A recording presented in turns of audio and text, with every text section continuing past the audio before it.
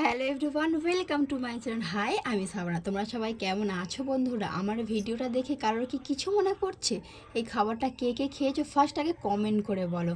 আমি সেই যখন ছোট ছিলাম, প্রায় ওই 8-9 বছর বয়স ছিল, তখন আমি এই খাবারটা খেয়েছিলাম। আর আজকে হঠাৎ করে দেখলাম যে আমাদের পাড়াতে এই কাকুটা এসেছে এই খাবারটা নিয়ে। আমি তো পুরো অবাক হয়ে গেলাম যে এখনকার যুগে এই খাবারটা আবার পাওয়া যায় বলে। সত্যি দেখে খুব খুশি হলাম।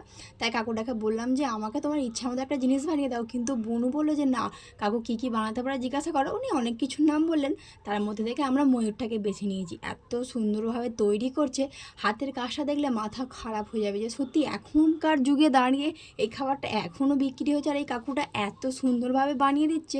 সত্যি আমার খুব ভালো লেগেছিলো।